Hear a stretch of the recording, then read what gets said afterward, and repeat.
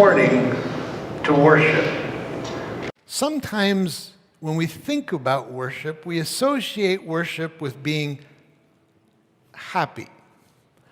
But actually, that's not a biblical notion.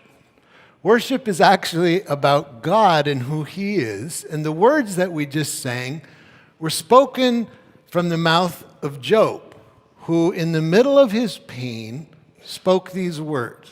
The Lord gives and the Lord takes away. Blessed be the name of the Lord. So I want to read to you at the beginning of the service these words that come from the story of Job. Later in the service, we're going to be looking at this story. But listen to the story and the worship that comes out of Job's mouth at the end. You'll see the words on the screen. I'm reading from Job chapter 1. This is what it says. In the land of Uz, there lived a man whose name was Job. This man was blameless and upright. He feared God and he shunned evil. He had 7 sons and 3 daughters, and he owned 7,000 sheep, 3,000 camels, 500 yoke of oxen, 500 donkeys, and he had a large number of servants. He was the greatest man among all the people of the East. His sons used to hold feasts in their homes on their birthday, and they would invite their 3 sisters to eat and drink with them. When a period of feasting had run its course, Job would make arrangements for them to be purified. Early in the morning, he would sacrifice a burnt offering for each of his children, thinking, perhaps my children have sinned and cursed God in their hearts. This is Job's regular custom. One day, the angels came to present themselves before the Lord, and Satan also came with them. The Lord said to Satan, where have you come from? Satan answered the Lord, from roaming throughout the earth, going back and forth on it. Then the Lord said to Satan, have you considered my servant Job? There is no one in earth like him. He's blameless, he's upright, a man who fears God and shuns evil. Does Job fear God for nothing? Satan replied. Have you not put a hedge around him and his household and everything that he has? You've blessed the work of his hands so that his flocks and herds, they're spread throughout the whole land. Now, stretch out your hand and strike everything he has, and he will surely curse you to your face. The Lord said to Satan, very well then. Everything he has is in your power, but on the man himself, do not lay a finger. Satan went out from the presence of the Lord. And if you read the story, he went out and he did all the things that he said. He took away his flocks, he took away his family, he took away his fields. In one day, Job lost everything. Verse 20, at the end of the day, this is Job's response. At this, Job got up and he tore his robe and he shaved his head and he fell to the ground in worship. And he said, naked I came from my mother's womb and naked I will depart. The Lord gave and the Lord has taken away. Blessed be the name of the Lord. In all this, Job did not sin by charging God with wrongdoing. May our worship this morning be in truth. That maybe the story you're living in right now, you don't understand. Job says, the Lord gives and the Lord takes away. Blessed be the name of the Lord. If you have a Bible and you want to follow along this morning, we are in these weeks looking at some difficult faith questions. Questions that, as you seek to walk with God, questions that are just really important and sometimes difficult. The one we're looking at this morning comes from the story of Job, and I read the first chapter earlier, and that's where we're going to jump into the story. But I want to read just these 2 lines from 1 Peter chapter 4, verse 12. This is what Peter says. He's writing to a group of believers that are profoundly suffering because of the faith that they're walking in. And he says this, dear friends, Do not be surprised at the fiery ordeal that has come on you to test you, as though something strange was happening to you. Jesus one day was with his disciples and he told them this story. The story was about a farmer, and he said the farmer went out and he had seeds, and he was just throwing the seeds where he walked. And the seeds landed on the road, some landed in really good soil, some not so good soil. All the seeds grew, but some of it didn't last. And what he was talking about was actually the kingdom of Jesus. And the seeds are this kingdom, this life of Jesus, when wherever it lands, it creates life. But one of the things that he observes is that there was some that fell on the ground and it took. Like the people that heard it grabbed it. But then thorns grew up around it and it squeezed the life out of the plant and it didn't hold. What is he talking about? He's talking about suffering. Suffering is part of the journey. And he says, for some people, the word of Christ lands and it takes hold and they grab it, and then it gets difficult, and a couple things happen. When that happens, the enemy of our souls comes and he says to us, really? This is what it's like to follow him? And he starts to sow thoughts in your head. The other thing is, we ourselves begin to take stock of, oh my goodness, this journey is not an easy one. And some people lose heart and they get off the trail. That is not something that started this week or last week. This has been happening since creation, since the garden. So in the story, the variable in the story is not the seed. The seed always works where it's received. It always finds growth. The variable in the story is the soil, and the soil represents our hearts.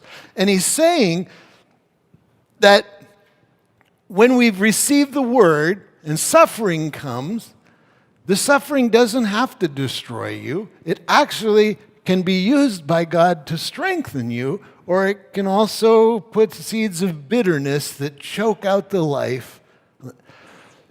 So, here's the question this morning.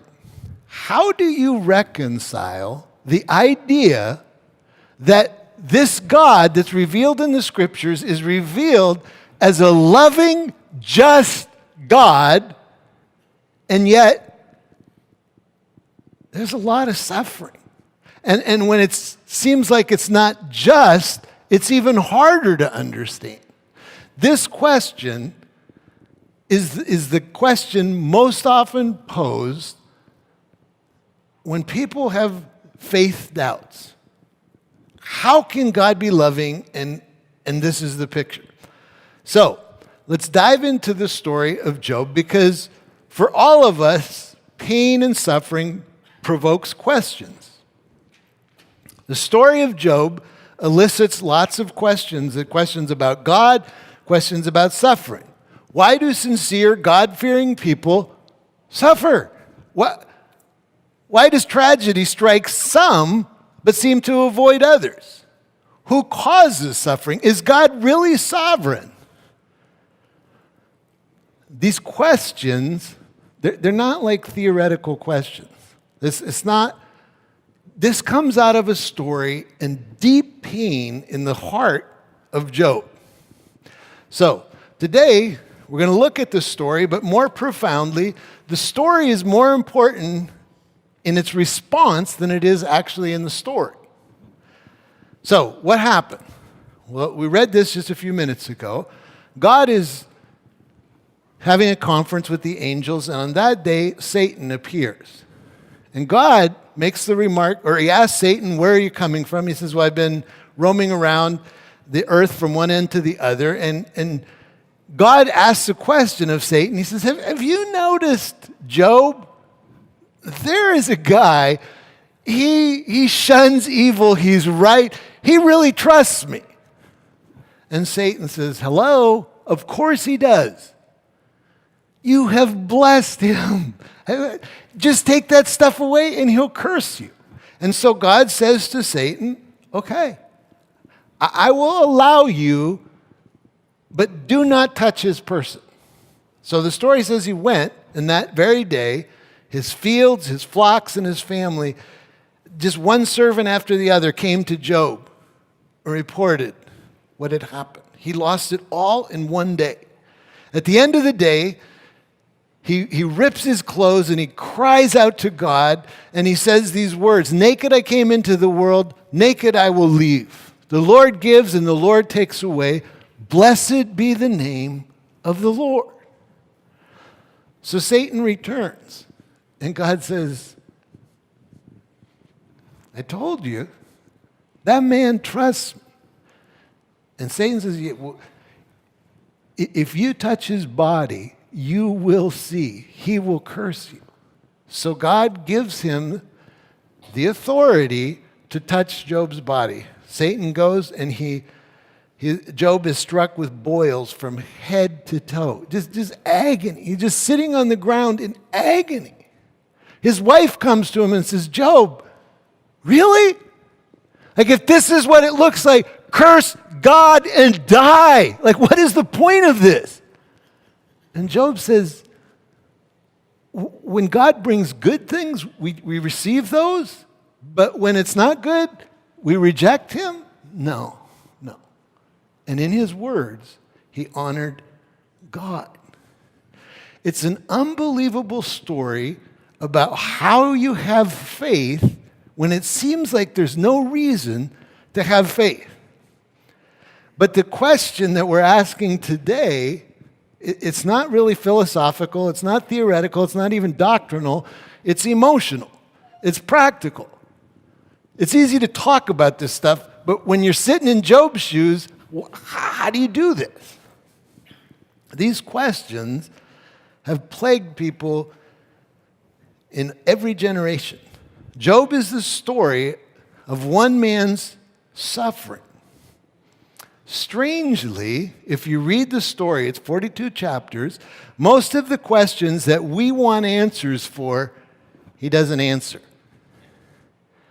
But he does answer the most profound question, and that is, how do you trust God when it seems like there's no reason to trust? And maybe that's the question that God is asking.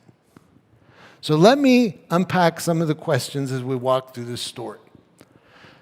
The first question is when we try to interpret it and we're wrong, we use untruth, it actually intensifies our suffering. So even though Job's question is not philosophical, it's not theological, if you don't have some theological framework and you don't have truth to stand on, when it happens, you got nothing to hold. So as Job is working this out, his pain gets worse because 3 of his buddies come to walk with him.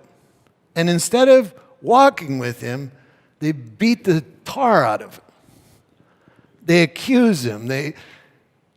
There's nothing worse than when you're in pain to have somebody come along and pour gas on your pain. In the chapters 3 through 37, they try to explain to Job why this is happening. Strangely, if you read it, they're not really talking to Job, they're talking to themselves.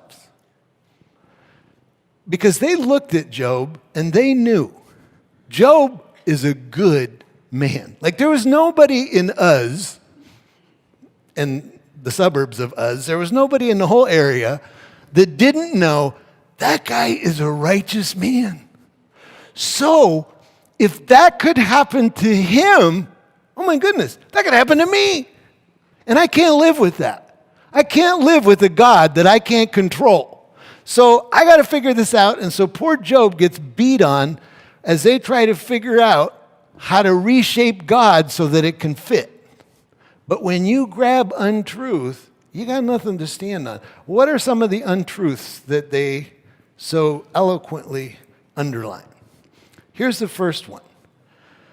That if you believe in God and you do your best to serve Him, God will take care of me and bless me, and nothing bad will ever happen to me. You can't find that in the Bible. Hear me.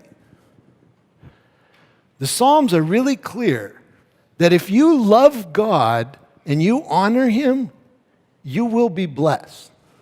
You will know peace and joy and the deeper things of the soul.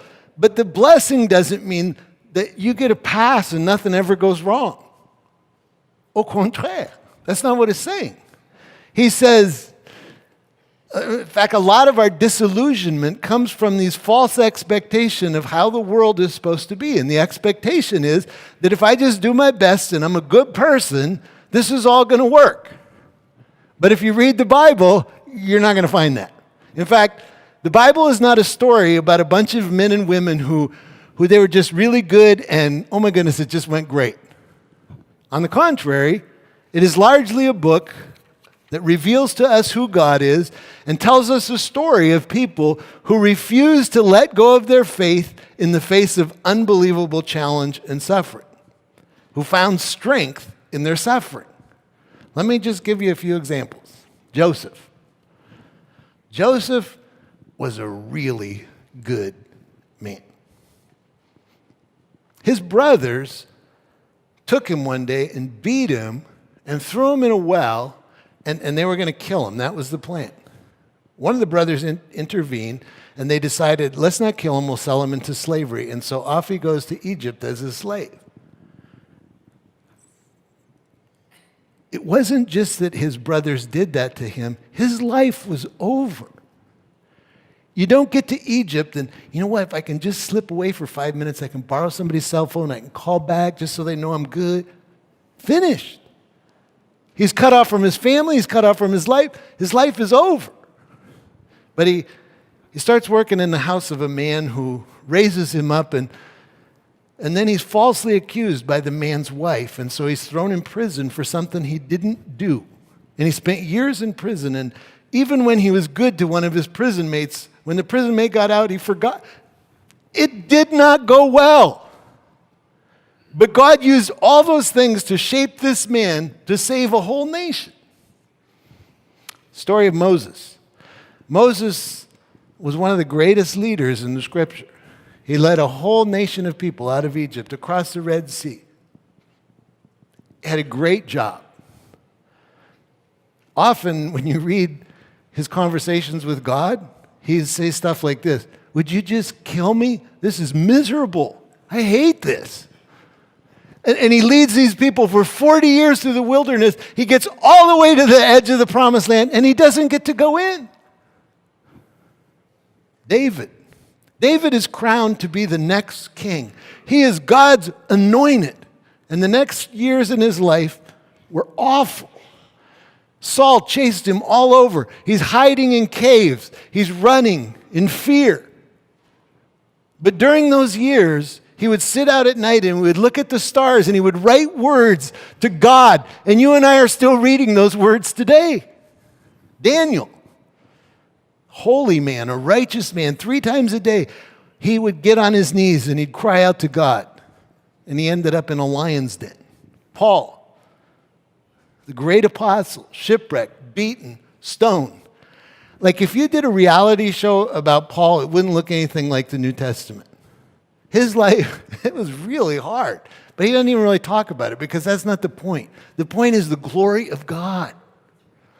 So, Paul, need I mention Jesus, who came among us as the Son of God, who never lied, who never stole, who never was envious, who never did anything to hurt any. On the contrary, he healed people, and we killed them.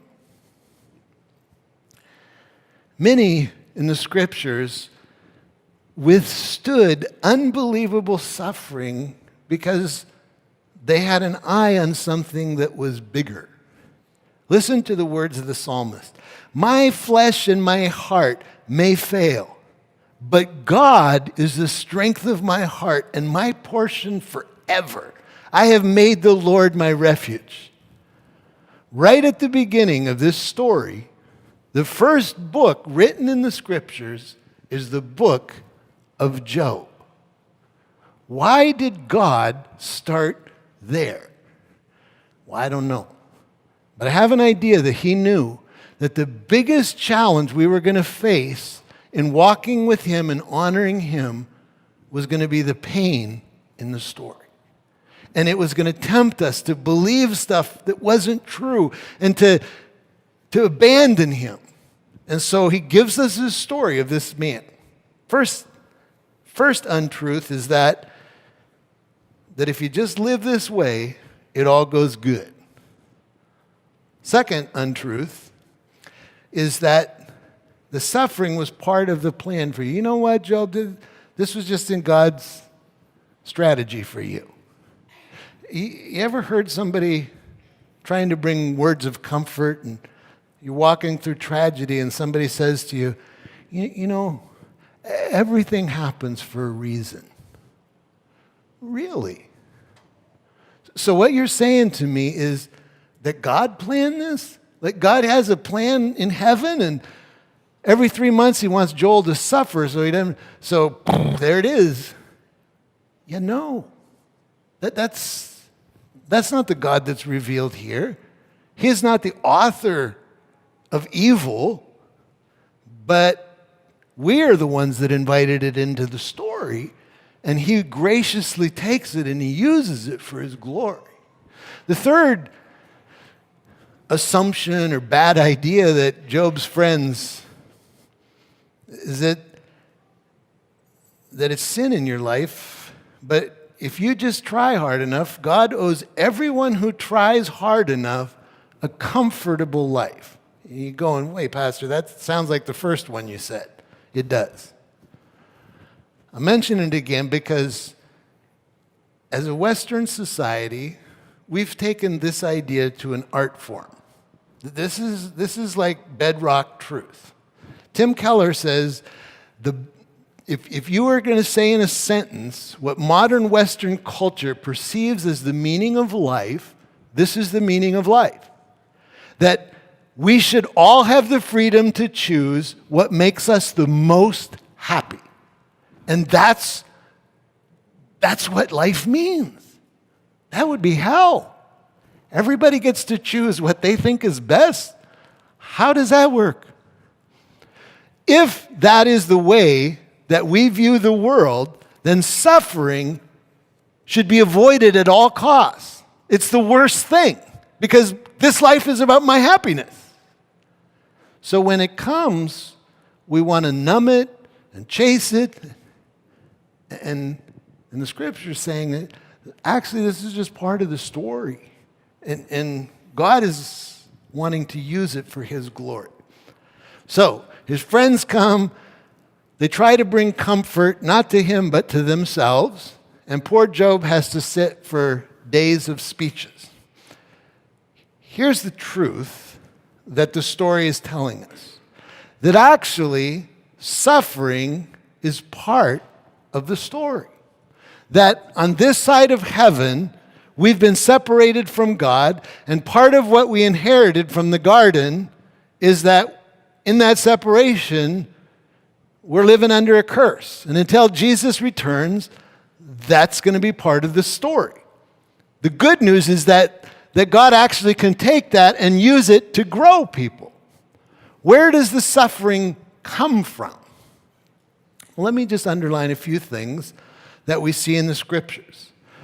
One of the places that causes human suffering are what we've called natural disasters. They're catastrophic events that happen in nature. Since we started this series a few weeks ago, since I started thinking about this message, we've had fires and mudslides and earthquakes and And you know what? There's going to be more next week and the next week, and this has always been part of the story. We call them natural disasters. Why are they disasters? Well, they're not disasters because they happen. They're disasters when they cross paths with humans. If no humans were there, they wouldn't be disasters at all. They're just things that happen in the earth. And back in the Old Testament, New Testament days, in the ancient world, the view was that God was the one who did those things. That thunder and earthquakes, that was the power of God. Boom! We've come to understand that, yeah, it is the power of God, but it's actually something that he's built in to the earth and the world that he created. Earthquakes actually are not terrible things. What happens? Well, these plates, they move, and when they do, it creates a shake, and things that are under the earth are released, and some things that are on the earth go under. But it's actually part of sustaining life on this planet. Now, I'm walking in mud right now because I'm not a scientist. So some of you are going to go, well, what I'm saying is this. Even monsoons, they can bring great destruction, but they actually are part of the cooling of the earth. So these things are things that are built into the creation so that life can be sustained on this planet. So what if God said tomorrow, you know what? No more of those. It wouldn't be long until this earth could no longer sustain life. Another place that, well, let me finish that thought. So where that causes suffering is where human life is in the same place as an earthquake.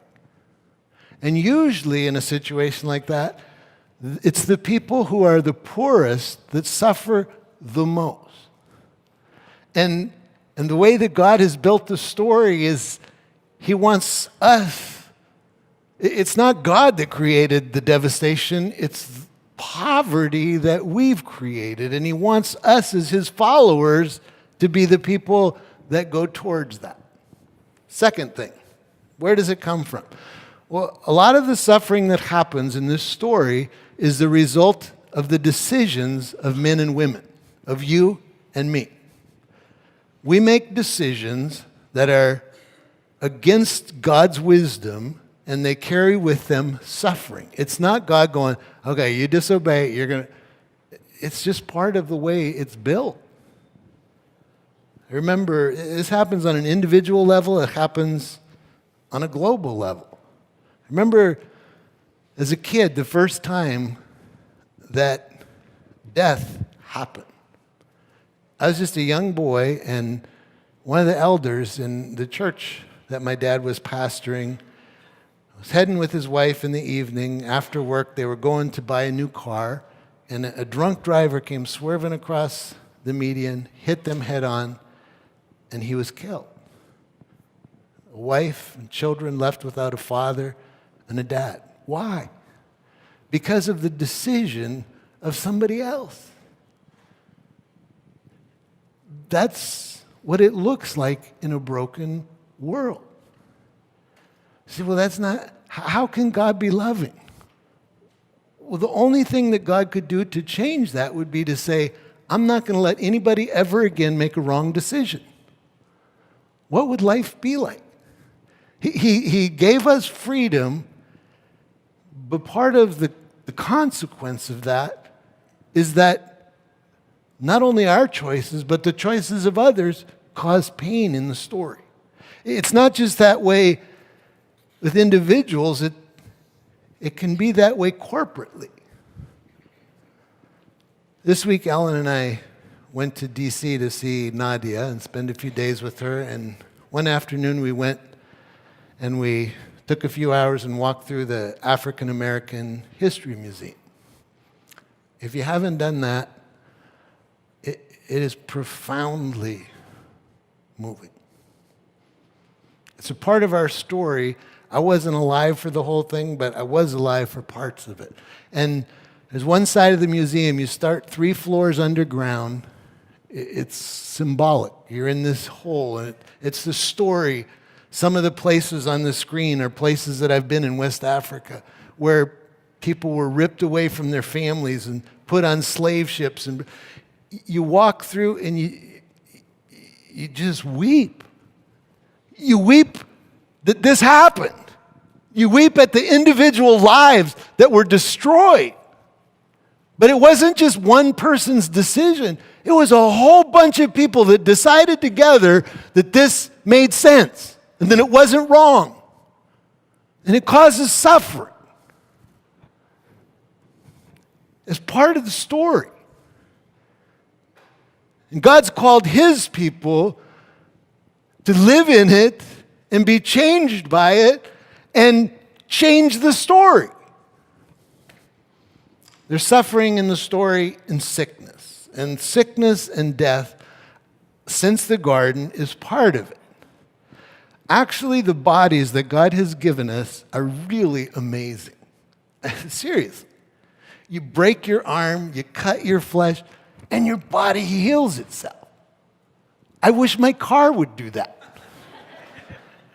We have this car, and we just went over 200,000, and I take it every couple months to the mechanic. Nash, can you just look at this? Can you tell me how much longer I can take this thing?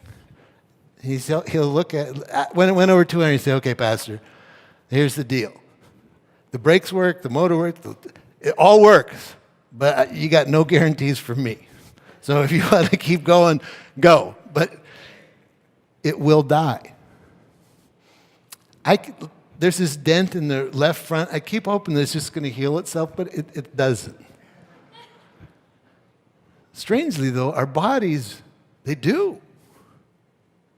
There's people who go 10 years, 20 years, 30 years, 40, 50, 60, 80 years. Ellen and I were in Florida in September. We'd go down to the beach in the morning. There's this like 90-year-old guy that would come every morning, same time, with his surfboard. That's amazing. But it never keeps going. It always ends. Sickness will get all of us. Death is going to be the end of the story for all of us. So when it comes, it's part of the story. And what He's asking us is, when it's our turn to walk there, we can ask Him for healing. And sometimes He does that. But sometimes He doesn't. But in the middle of that, He's asking us to walk in faith. So, now we've talked big picture. We've talked about the biblical ideas. But that's not where this question hits us. You can understand all that stuff. But the day that your family loses their home, you feel it at a different level. How do you do it in that place? Or maybe when you were growing up, and the people that God put as your parents, the ones that were supposed to protect you, they're the very ones that abused you. Or one of them walked out on you. Or life is taken away. Or it's when you're in that place that the enemy comes and wants to tempt you to believe that this story is not true. So how do you walk in faith? Well, in the couple minutes that we have left, let me go back to Job. That's the question that Job is asking. Job is not asking a cynical question. He's not asking an angry question. He's asking a heartfelt question. God, I love you, but I don't understand. Would you just talk to me? If you read it, I'll read it in just a minute. Philip Yancey makes this observation. He says, it seems to me that when suffering comes to us, there's two questions that all of us ask. The first one is why? Who caused this discomfort? Where did it come from? And the second question is, how am I going to respond? But most of us use most of our energy trying to figure out the cause of our pain before we're going to decide how to respond. In Job, the portion of the Bible which poses most vividly the question, who causes pain? God deliberately sidesteps the issue. He never explains the cause to Job. All the way through the Bible, it steers away from the issue of cause to the issue of response. Job is asking God, God, I worship you, but could you just respond? Talk to me. He cries out to God. In chapter 6, he says, if only my anguish would be weighed and all my misery be placed on the scales, it would surely outweigh the sand of the seas. Then he says in chapter 10, I will say to God, do not condemn me, but tell me what charges you have against me. God, I just want to understand, if I did something, if there's something, just explain it to me. His question is not philosophical. It is relational. How do you live with a God that you can't control and trust him? He cries out to God, and God essentially comes back to him with a question. In fact, the question came at the very beginning of the book, chapter 1. The underlying question in this book is actually asked by God, and it's asked to Satan. He says, have you seen my servant Job? That guy really trusts me. So here's the story. It's on two stages. The stage below is where Job is living. All the things that happen, he's living. But there's a whole other story that's happening on this stage. And on this stage, God is having a conversation with Satan, and he's talking. Here's the question. Satan says, of course he worships you. You've blessed him. You've done this. You take that away, he'll curse you. Do you understand the question? It's not just a question about Job, it's a question about all of us. So where's the line? What would God do, or what would happen? And you go, you know what? I'm out. That's the question. But Job never knew all of that was happening.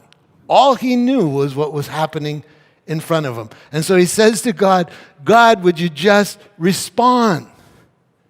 We want God to go, okay, here's what happened. I was sitting there one day and Satan comes and we had this conversation and this is what happened. He doesn't tell him any of that. He says, Job, stand up. Stand up. I'm going to give you an answer. Here's my answer. Job, I opened my mouth and I spoke and all the planets that you see came to be. Were you there on that day? Because I don't remember asking your counsel about it, but maybe I forgot. The day that I took my finger and I traced a line and I said to the ocean, this far and no farther. Were you there? And the day that I created humans and the animals and the birds, how do the birds know that they're supposed to go south at one time and north at another? Was that you, Job? Did you tell them that? Because somehow they figured it out. He's not making fun of Job. On the contrary. He's saying to Job, Job, you have no idea who I am. And when Job sees God's glory, he says to God, oh my goodness. My ears heard about you, but now my eyes have seen. And he bows down and he worships. So, how do you walk in faith like that? Here's the three things that Job did. The first is he kept walking toward God. Our tendency is to want to run away, but he kept running toward. When he didn't understand, when it didn't make sense, he kept going towards God. Second thing he did is he embraced the suffering. He didn't like celebrate it. It's like, yay, I'm sorry. But he didn't run away from it. He didn't pretend like it wasn't happening. He sat in it. I'm not moving until I can see you, God. The third thing he did was that he worshiped. Worship is not about getting to a place where you're happy and you can say nice things to God. Worship is about wherever you are, turning towards Him and saying what is true. The Lord gives, and the Lord takes away. Blessed be the name of the Lord. After his wonderful lessons with his friends, Job looked at them and he said this, I know all this stuff you've said, that I don't know. You guys go make sense of that yourself, write your books. That doesn't make any sense to me. But this I know. I know that my Redeemer lives. And one day, He will stand on the earth. That's worship. Worship doesn't mean you have to know everything. It doesn't mean that you have to feel it. It does mean that you have to point at God and let Him be God. We're going to keep walking in this story, not Job, but in this question for a couple more weeks because it's a big question. We're going to close this morning with a song, and the song is simply an affirmation of the sovereignty of God. And I want you to use it as a prayer. But if this morning where you're walking, it's just a really difficult place, and you just want to pray with somebody, or you just want to say to God, God, I need you in this place. The front row is open if you want to come while we're singing and just sit. You want somebody to pray with you. Great way to respond this morning. So let's stand. Let me pray for us, and then we'll use this song as our prayer. Father, we worship you. This is something that's in every one of our stories, and all of us have come to places where it felt like the thorns were coming up around us to choke us. And in that place, wherever that is this morning that each one of us is, we just want to say to you, blessed be the name of the Lord. Amen.